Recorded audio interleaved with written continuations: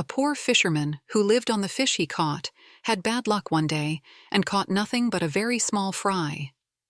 The fisherman was about to put it in his basket when the little fish said, "Please spare me, Mr. Fisherman.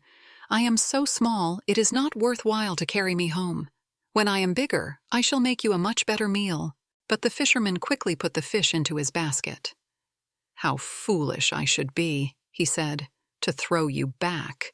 However small you may be, you are better than nothing at all." Morale: a small gain is worth more than a large promise. A wild boar was sharpening his tusks busily against the stump of a tree when a fox happened by. Now the fox was always looking for a chance to make fun of his neighbors. So he made a great show of looking anxiously about, as if in fear of some hidden enemy. But the boar kept right on with his work. "Why are you doing that?" asked the fox at last with a grin. "There isn't any danger that I can see." "True enough," replied the boar. "But when danger does come, there will not be time for such work as this. My weapons will have to be ready for use then, or I shall suffer for it." Morale: preparedness for war is the best guarantee of peace. Some boys were playing one day at the edge of a pond in which lived a family of frogs.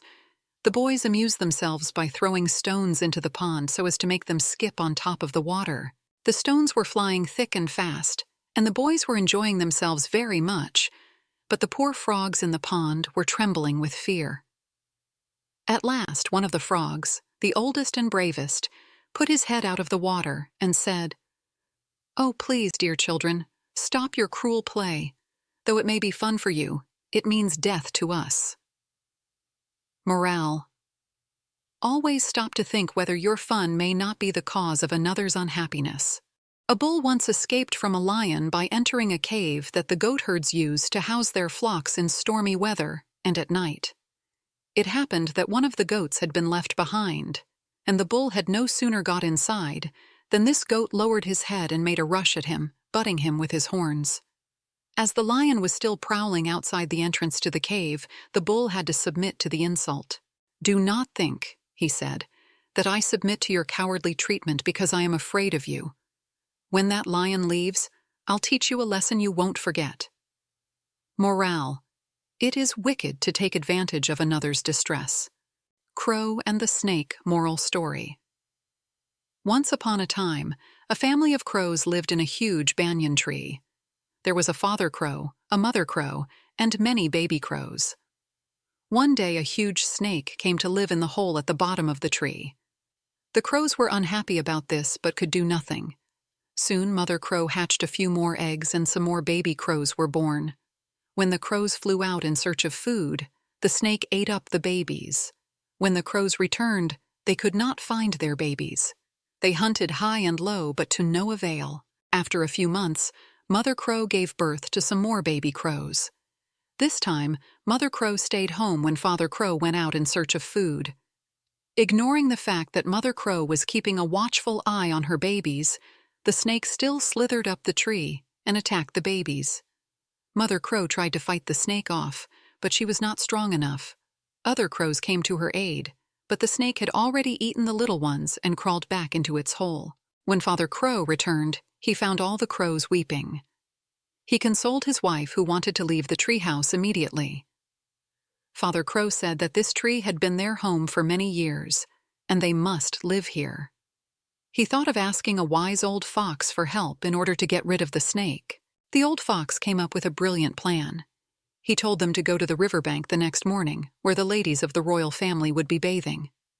Their clothes and valuables would be kept on the riverbank, while the servants would be watching over them from a distance. The fox asked the crows to pick up a necklace and while away making a raucous noise. This would make the servants chase them to the tree where the crows would drop the necklace into the snake's hole. So the next morning, when the crows flew to the riverbank, Mother Crow picked up a pearl necklace and flew off as Father Crow cawed loudly to attract the servants' attention. The servants ran after Mother Crow and reached the banyan tree where they saw her drop the necklace into the snake hole. As the servants were trying to take the necklace out with the help of a long stick, the snake came out of the hole and hissed at them menacingly. The servants beat the snake to death. And so Mother and Father Crow lived happily ever after in the banyan tree. A boy named Arav doubts of how the crow got black color. So Arav ran to his mother with a picture and asked, "Mummy, why are crows black?" Mummy laughed and said, "Well, there was a time when crows were actually white," and she started telling a story. A long time ago, the sun asked a crow to deliver a ruby, which he had put into a silken bag for his beloved, who was a princess on earth.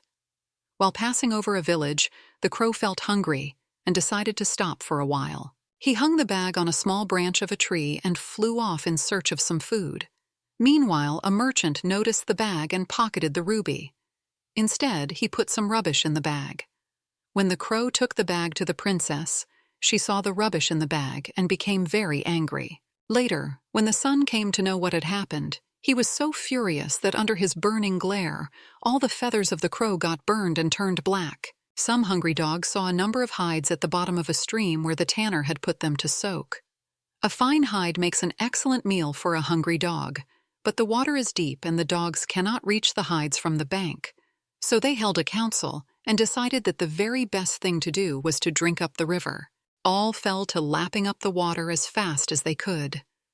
But though they drank and drank until, one after another, all of them had burst with drinking, still, for all their effort, the water in the river remained as high as ever. Morale: do not try to do impossible things.